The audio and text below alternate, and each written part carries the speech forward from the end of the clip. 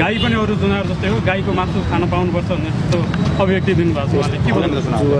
अब म चाहिँ एकदम दुःख व्यक्त गर्न चाहन्छु मित्र है, पहिला सुरु आफ्नै मित्र हुन् होइन, सबै मित्रै छन् त्यहाँ फेरि होइन, पुरानै साथी छन् सबैजना, अहिले लड्ने 80% त मेरो साथीभाइ छन् होइन, त्यही भएर भनौँ न।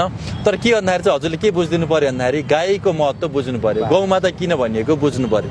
हाम्रा 33 कोटी देवी देवताहरूलाई हामीले एउटै गौमाताभित्र पाउँछौँ कि खास है, हामीले महालक्ष्मी भनेर मान्छौँ है।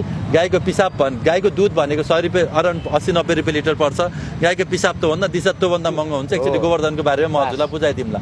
अनि नेपालमा गाईको महत्त्व यति धेरै छ कि गौमातालाई हामीले आफ्नै माता मान्छौँ है। र नेपाल मात्र होइन, अस्ति भारतमा गएर पनि हामीले त्यहाँ गौमाता रक्षाको लागि चाहिँ हामीले अरू देशहरूमा गएर पनि हामीले निरन्तर रूपमा सङ्घर्ष गरिरहेका छौँ। तपाईँले यो देशलाई मान्नुहुन्न, हाम्रो धर्म मान्नुहुन्न होइन, हाम्रो संस्कार मान्नुहुन्न, हाम्रो संस्कृति मान्नुहुन्न, हाम्रो गौमातालाई मान्नुहुन्न भन्ने चाहिँ एकदम दुःखको कुरा हो। यो राष्ट्रपासँग मेरो सबभन्दा ठुलो गुनासो के हो भन्दाखेरि होइन, बालनजी प्रधानमन्त्री बन्नु साथी हुनुहुन्छ, सबभन्दा पहिला प्रधानमन्त्री बन्नु पऱ्यो भने मै हो।